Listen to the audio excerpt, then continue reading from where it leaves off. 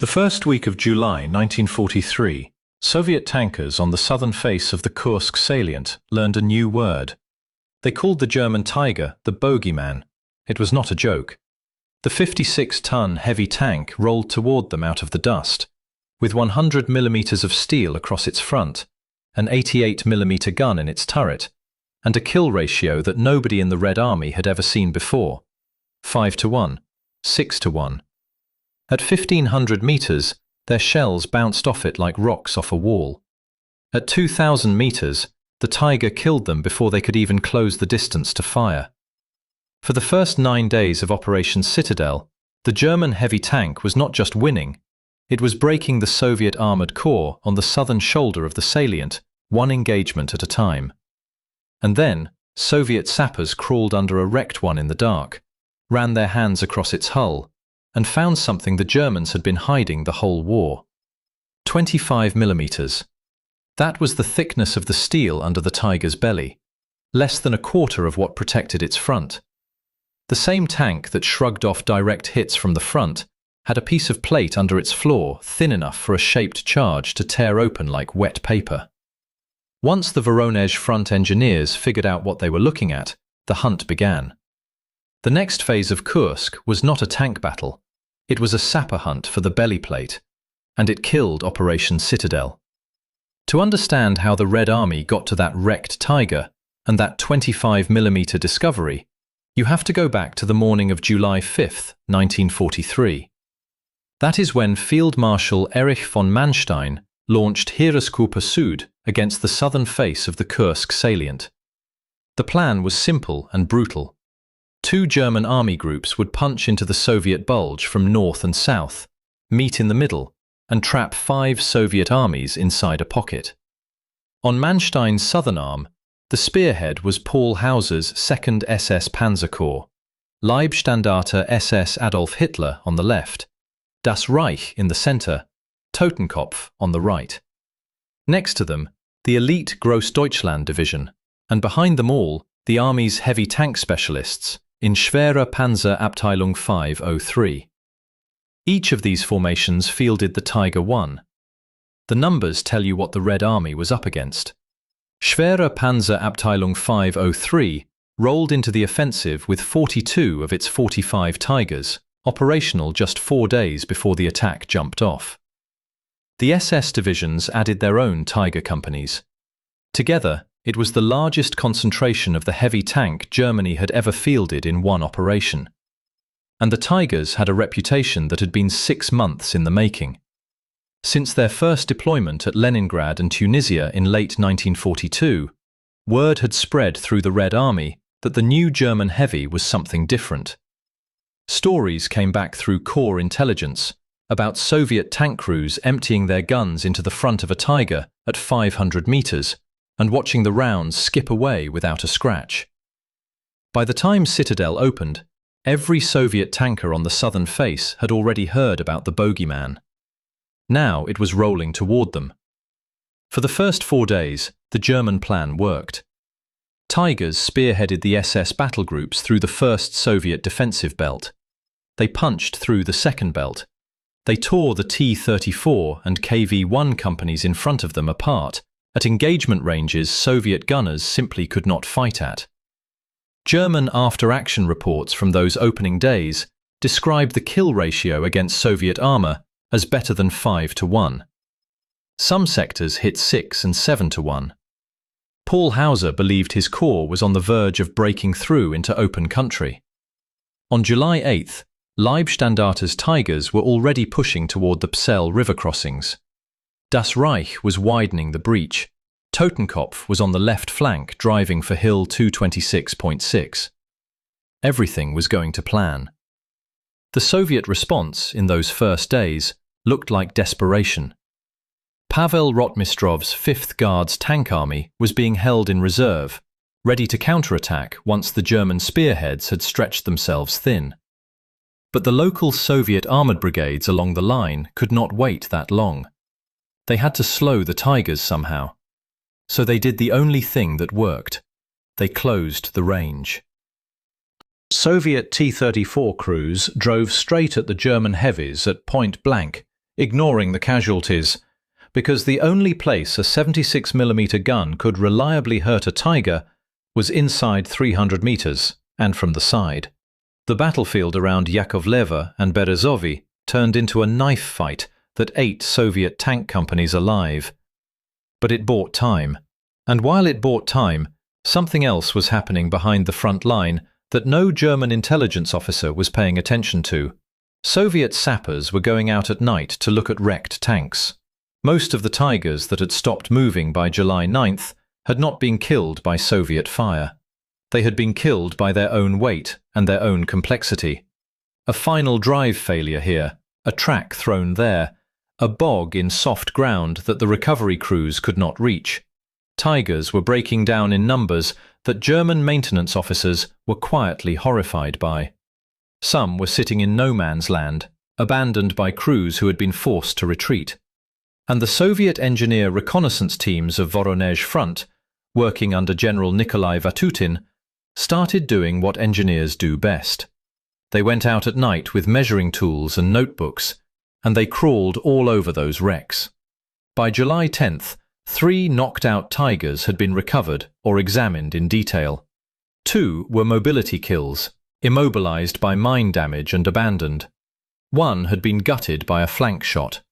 The Soviet engineers dissected what they found. They photographed the welds, they measured the plates, they peeled back the bottom hull, and they discovered the thing the Germans had not advertised in their training films or their newsreels. The Tiger I, the bogeyman that had been killing Soviet tankers for 9 days, was protected on top and front like a fortress, and protected underneath like a soft drink can.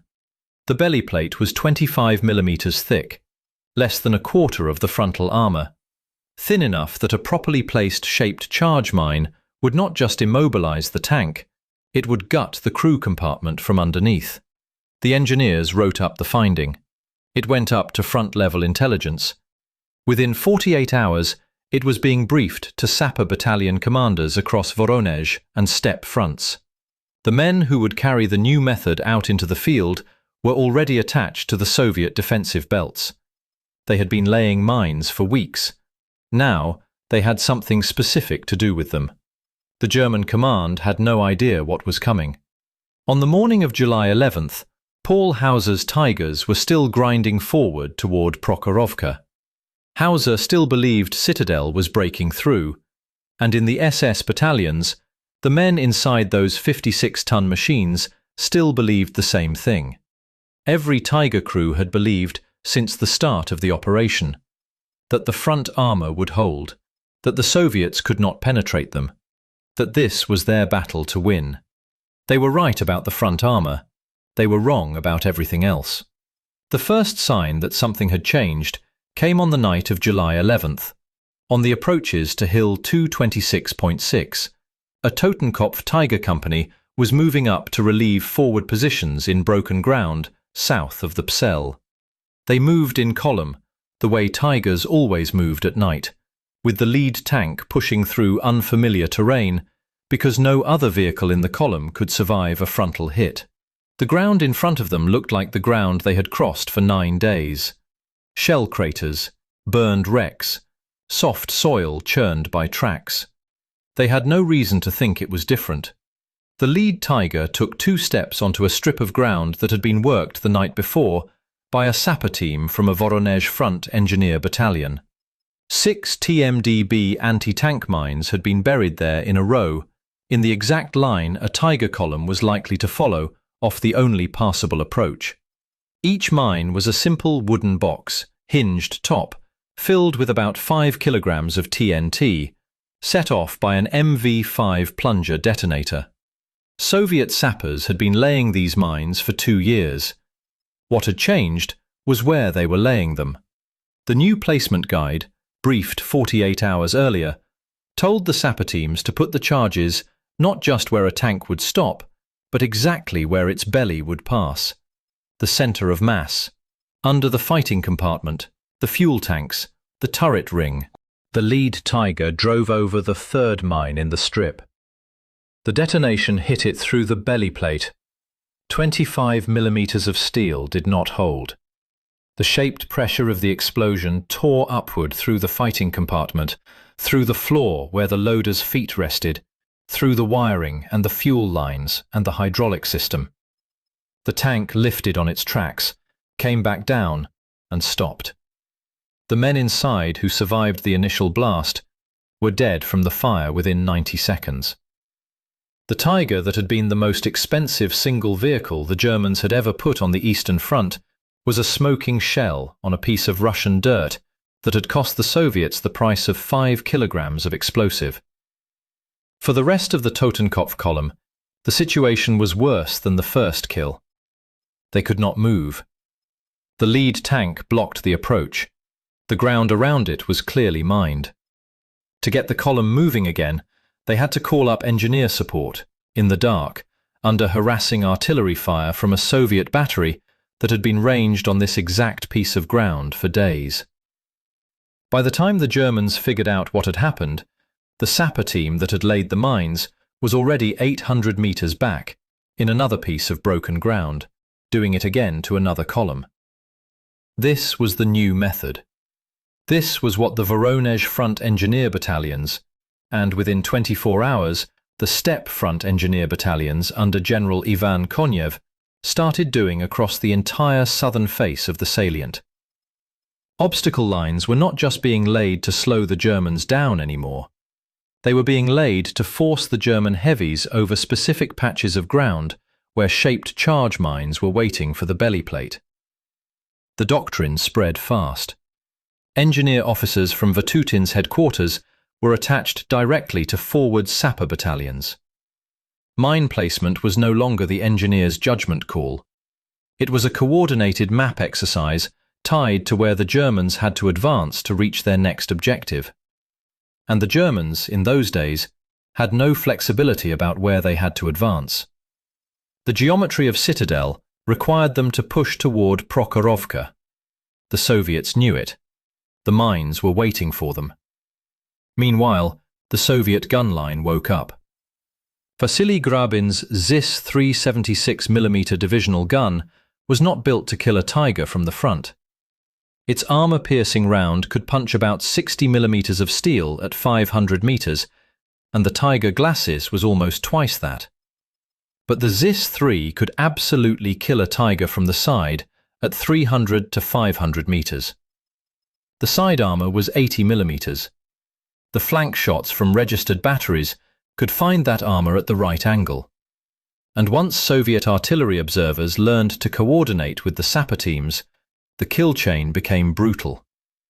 A Tiger column would hit a mine belt. The lead tank would die. The rest of the column would slow or stop. And the moment they stopped, the ZIS 3 batteries hidden on the flanks would open up. The Tiger that had been untouchable in motion was suddenly a stationary target inside the engagement window of a gun that could kill it from the side. Anti-tank rifles joined in. The PTRS-41 fired a 14.5mm armor-piercing round. It could not penetrate the Tiger's main plates. What it could do was strip the vision blocks, crack the periscopes, hit a road wheel hard enough to throw a track. Soviet anti-tank rifle teams, working in pairs, were trained to hunt the Tiger's running gear once the artillery had pinned it. A Tiger with a damaged track was a Tiger waiting to die. And once a Tiger was waiting to die, the sappers came back. This time with satchel charges, to finish the work that the buried mines had started. A captured letter from this period gives you the German voice on the disaster as it was happening. An SS Panzer officer writing from the Prokhorovka area, the original held in the Bundesarchiv military archive, complained that the Russian sappers were working under their tanks at night. He wrote that the Soviets knew where to place the mines, that the Tigers could not move forward without losing the belly. That is the German command admitting in real time that the Soviets had figured out the secret of the heavy tank, and that the Tigers themselves now knew it. A Voronezh front engineer report from the same days described what they were doing simply as the new method against the heavy German tank. The new method. As if it were a technical procedure. which is what it was. By July 14th, the situation in Schwere Panzerabteilung 503 was unrecognizable from what it had been 10 days earlier. The battalion had rolled into Citadel with 42 operational Tigers. By the middle of the month, its operational strength had collapsed into single digits. Some Tigers had been killed by direct fire. More had been killed by belly plate mines. Many more were sitting in field workshops or in recovery yards waiting on parts that, in the German wartime economy, were never going to arrive in time. The Tiger force on the southern face of Kursk was being eaten from underneath, and Paul Hauser, who 2 days earlier had still believed his corps was breaking through, was now staring at a casualty report that did not match any version of his operational plan. The German command had built Citadel around the assumption that the Tiger was the deciding weapon on the battlefield. The Soviets had just proven, in less than a week, that a 5-kilogram explosive charge buried 20 centimeters under the dirt was the deciding weapon. The geometry of the offensive had not changed. The Germans still had to advance. The mines were still waiting, and the sapper teams were still working at night, ahead of the columns, putting more of them in the ground. On the morning of July 12th, Pavel Rotmistrov's 5th Guards Tank Army drove out of its assembly areas and into the open country south and west of Prokhorovka. The Soviet armoured counterstroke that Stalin had been holding in reserve was being committed. What unfolded there, on a piece of steppe between the Psel and the rail line, was the most famous tank battle of the Eastern Front. Hundreds of T-34s threw themselves at the Tigers and Panthers of Hauser's 2nd SS Panzer Corps at point-blank range, because point-blank range was the only range Soviet armour could fight at. The fighting collapsed into smoke and dust and burning vehicles. By the end of the day, the Soviets had taken catastrophic tank losses. They had also stopped the German advance on Prokhorovka cold. And what they had stopped it with was not just Rotmistrov's tanks. They had stopped it with the cumulative cost of 9 days of sapper work, ZiS-3 flank fire, and 25mm belly plates that had been split open all the way back to July 11th. Inside the Tiger battalions, the rate of operational decay had become impossible to hide. Crews who had started the offensive believing they were invincible were now writing home about being hunted under their own tanks at night. Recovery teams were working past exhaustion. Workshop officers were watching the parts inventory burn faster than the supply chain from Kassel could replace it. By July 13th, the German leadership in East Prussia was no longer asking whether Citadel could still break through. They were asking how to break contact before the casualty curve got any worse. Hitler called off Operation Citadel on July 13th. The official reason given to the army group commanders was the Allied invasion of Sicily, which had landed 3 days earlier and was now demanding German reserves. The real reason, sitting in the after-action reports stacking up on Manstein's desk, was that the Tiger force on the southern face had been cracked from underneath, and there was no replacement coming in time to rebuild it. By July 17th, Schwere Panzerabteilung 503's operational Tiger count was in single digits. The majority of its losses, when the battalion engineers traced them, were not frontal kills. They were belly plate detonations, side aspect penetrations, mobility kills followed by Soviet close assault. The pattern was consistent across the SS Tiger companies as well. Leibstandarte, Das Reich, Totenkopf, Großdeutschland. Every Tiger formation that had crossed the start line on July 5th came out of Citadel with the same diagnosis. The Tiger had not been beaten in a fair fight. It had been beaten by an obstacle plan, a 25mm plate, and 20 kilos of TNT buried exactly where the Germans had never imagined the Russians would look. Paul Hauser, when he wrote his own account of the operation, did not put it in those terms. He blamed the weather, the terrain, the artillery, the depth of Soviet defenses. He blamed everything except the belly plate. So did the German General Staff. So did the Army Group's intelligence officers. The truth that the Tiger had a 1/4 inch of soft underbelly never made it into the official German lessons from Kursk. And that decision, that refusal to face what the Soviets had discovered, had a cost that ran past the end of the war. The Tiger II that followed, the King Tiger, the heaviest production tank Germany ever fielded, was given more frontal armour, more side armour, a longer 88, a bigger turret. and the same 25mm belly plate as the Tiger I. The Germans never fixed the vulnerability. From 1944 through the end of the war, Soviet sappers kept using the new method. The Royal Tigers that died on the eastern approaches to Berlin in 1945 died the same way the original Tigers died on the steppe south of Prokhorovka. Mine, belly, crew. The lesson the Soviets had paid for in T-34 crews and engineer battalions was the lesson the Germans refused to learn. After the war, the lesson did not stay in the Soviet engineering manuals, it became doctrine. Every Soviet anti-tank textbook from the 1950s onward built around the idea that a heavy armoured vehicle was strongest where the designers wanted you to shoot it, and weakest where the designers did not want you to look. The whole concept of the modern bottom attack anti-tank guided missile, the weapon that has killed more tanks since 1990 than any other class of munition, descends directly from that July 1943 discovery. The Swedish Bill II, the American Javelin. The way these weapons climb above their target and dive down onto the engine deck, hitting through the thinnest plate on the vehicle. None of that is new. None of it is American. It is the new method, refined for 80 years, and the original demonstration was a wrecked Totenkopf Tiger on Hill 226.6, with 3 sappers crawling under it in the dark with measuring tape and a flashlight. The Tiger I has been remembered for 80 years as the most fearsome tank of the Second World War. Crews who fought against it were not wrong. Inside 1,000 meters on open ground, the Tiger could win any duel it chose to enter. The 88 could kill anything the Allies fielded. The 100mm of frontal steel could shrug off almost any round that came back at it. The reputation was earned. What the reputation hid until July 10, 1943, was that the entire system was built on a single assumption: that the enemy would only ever look at the front of the tank.